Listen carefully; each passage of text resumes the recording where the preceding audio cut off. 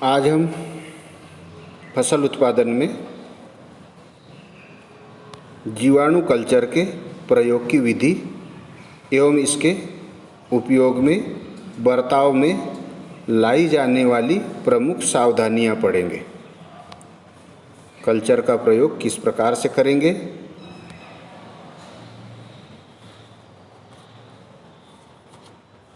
और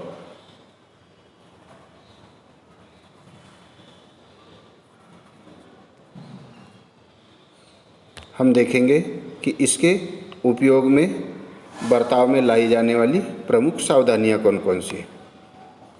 तो जीवाणु कल्चर की प्रयोग विधि। कल्चर को बीजों के साथ उपचारित करने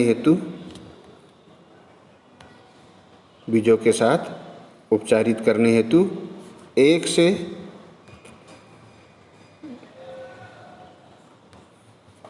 आधा लीटर साफ पानी में 50 या 60 ग्राम चीनी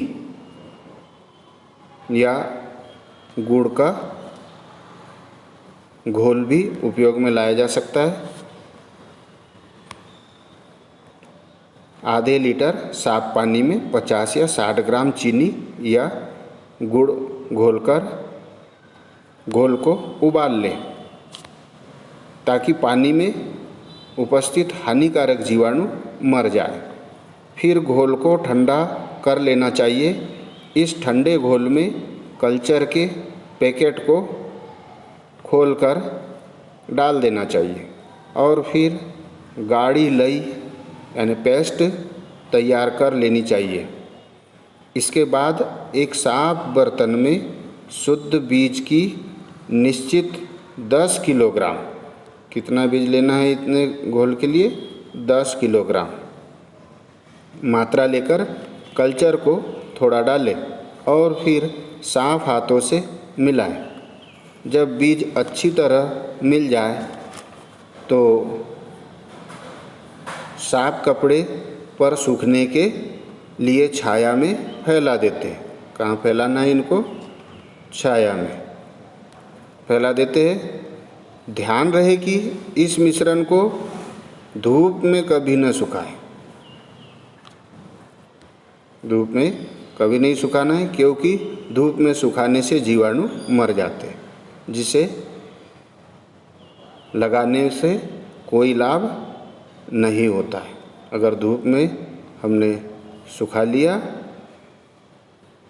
तो जीवाणु कल्चर के मर जाएंगे और कल्चर का कोई लाभ नहीं होगा। चले आगे।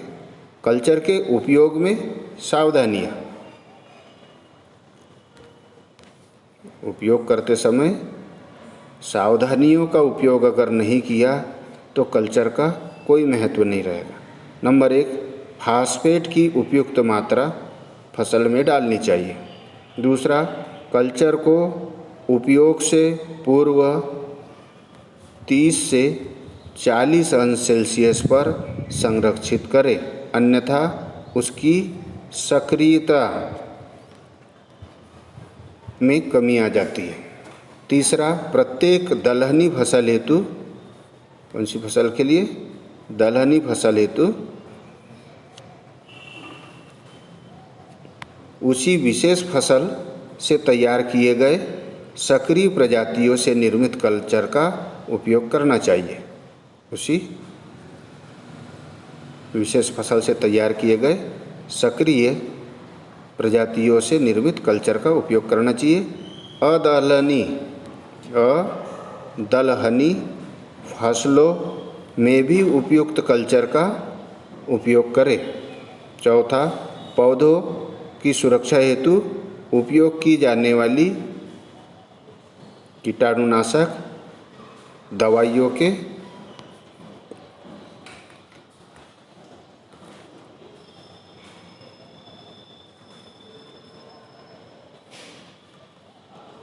अगले पीडीएफ में इसे समझेंगे आगे।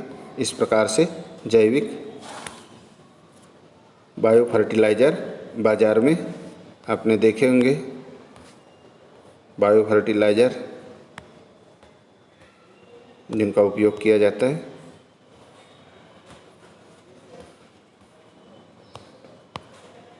इस प्रकार से किसान आजकल तरल जैविक खाद का निर्माण घर पर कर लेते हैं। इस प्रकार से आज ये वर्मी कल्चर यूनिट है और इसमें हम देखते हैं किस प्रकार से वर्मी कंपोस्ट तैयार किया जा रहा है।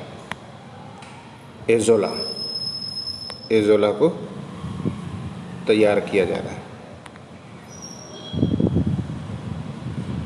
के प्रयोग के बाद कैल्शियम कार्बोनेट का लेप कर कल्चर की दुगनी मात्रा प्रयोग करनी चाहिए। क्या था? पौधों की सुरक्षा हेतु उपयोग की जाने वाली कीटाणुनाशक दवाइयों के प्रयोग के बाद कैल्शियम कार्बोनेट का लेप कर कल्चर की दुगनी मात्रा प्रयोग करनी चाहिए। अगली सावधानी है, कल्चर उपयोग की गई मृदा में नाइट्रोजन की मात्रा नहीं होनी चाहिए। जहाँ कल्चर उपयोग किया जा रहा है उस मृदा में नाइट्रोजन की मात्रा नहीं होनी चाहिए। मिट्टी में उपयुक्त नमी की मात्रा होनी चाहिए। बुआई के समय जो नमी 70% होना चाहिए, तो उपयुक्त नमी होना चाहिए।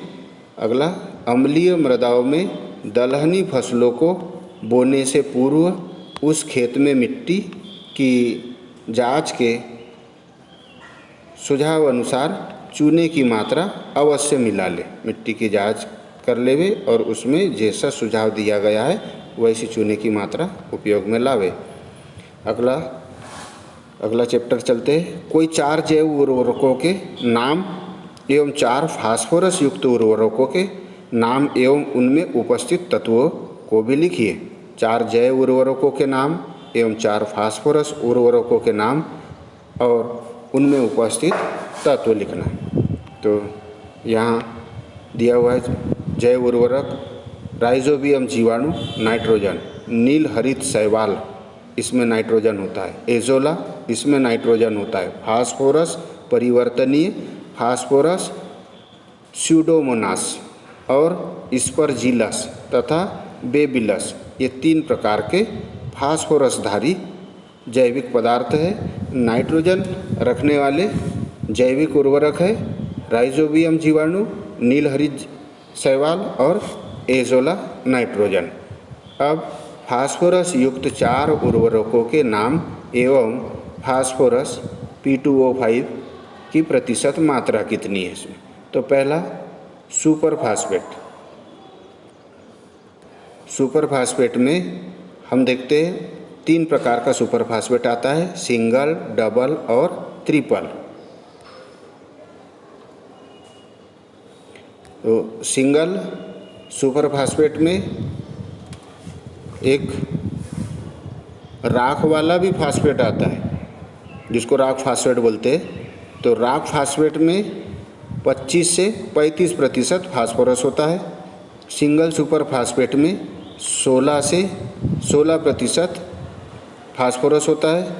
डबल सुपर फास्फेट में 32% फास्फोरस होता है।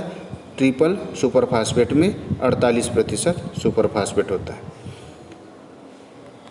दूसरा यह हुआ फास्फोरस युक्त उर्वरक और उनमें उपस्थित प्रतिशत मात्रा। दूसरा डाई अमोनियम फास्फेट जो मार्केट में DAP के नाम से मिलता है, इसको डाई अमोनियम फास्फेट कहते हैं। इसका शार्ट में नाम DAP रखा है। ये इसमें प्रतिशत मात्रा 18% नाइट्रोजन और 46% फास्फोरस होता है। तीसरा उर्वरक आता है बेसिक स्लैग, इसमें 16 से 20% फास्फोरस होता है। हड्डी का चूर्ण। इस प्रकार ये 4 उर्वरकों के नाम हो गए। फास्फोरस युक्त उर्वरक DAP, diammonium phosphate, basic slag और हड्डी का चूर्ण फास्फोरस धारी उर्वरक। अगला चैप्टर कोई 4 पोटेशियम उर्वरकों के नाम एवं उनमें पोटास का प्रतिशत। कोई 4 पोटासधारी उर्वरकों के नाम और उनमें उपस्थित प्रतिशत की मात्रा। तो पोटास युक्त उर्वरक, इसमें पोटास का प्रतिशत पहला आता है कायनाइड। कायनाइड में 12 से 16% पोटास होता है। दूसरा पोटेशियम फास्फेट, इसमें 30 से 50%। पोटेशियम नाइट्रेट, इसमें 37 से 45% पोटास होता है। पोटेशियम सल्फेट, इसमें 48 से 52% पोटास होता है। और पोटेशियम क्लोराइड, इसमें 50 से 60% पोटास होता है। तो इस प्रकार हमने देखा पोटासधारी उर्वरकों के नाम एवं पोटास का प्रतिशत। इस प्रकार से हमें सब्जियां प्राप्त होती है जैविक तत्वों से उत्पादित होने वाली। Organic farming. आज का गृह कार्य, कल्चर के उपयोग में सावधानियां लिखिए। धन्यवाद।